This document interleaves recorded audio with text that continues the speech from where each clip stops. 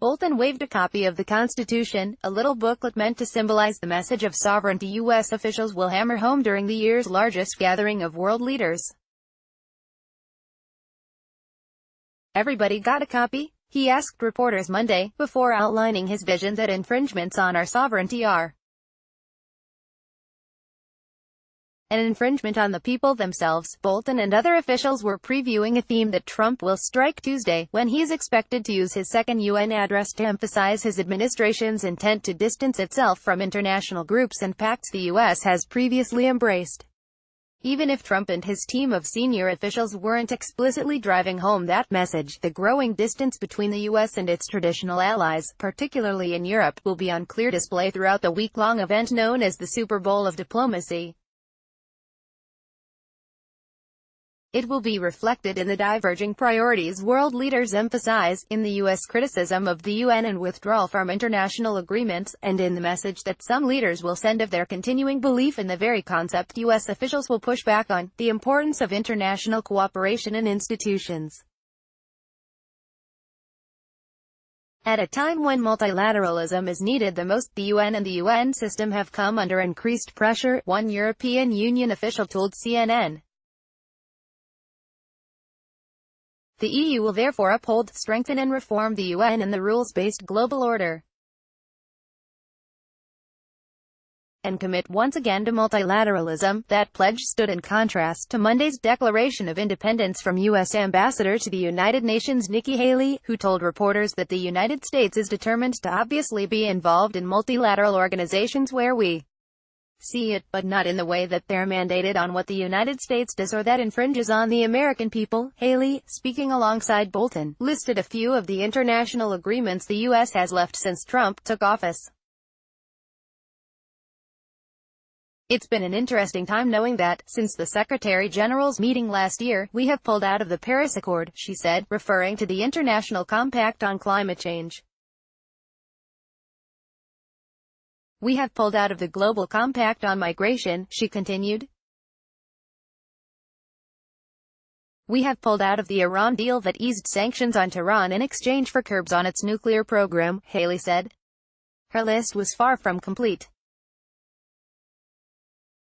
Since Trump took office, the U.S. has also cut funding for the UN agency that supports Palestinians, exited from the International Criminal Court and left the UN's Commission on Human Rights over its criticism of Israel's treatment of Palestinians.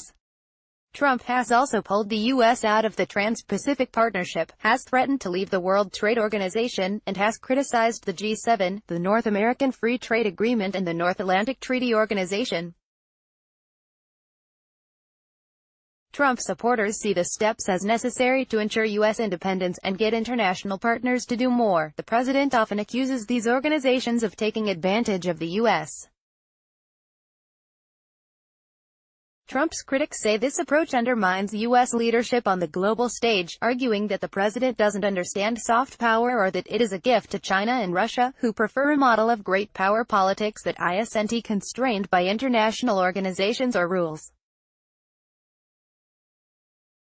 Secretary of State Mike Pompeo said Monday the U.S. isn't retreating from global leadership, but reaffirming it. "Americans expect the United States to assert bold leadership on the world stage that reflects our values," he said, and under President Trump, we are certainly leading from the front. Longtime foreign policy analysts say the changes in U.S. policy are coming at a time of unprecedented instability.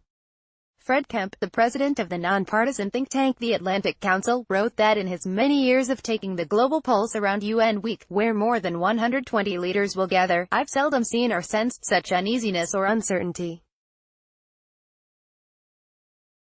I've never known a time when the potential sources of volatility have been so widespread geographically. He points to trade tensions, geopolitical risk in the form of Mideast conflict, the growth of populism in Europe, excessive debt, Russian attempts to disrupt U.S. leadership and Chinese moves to challenge it.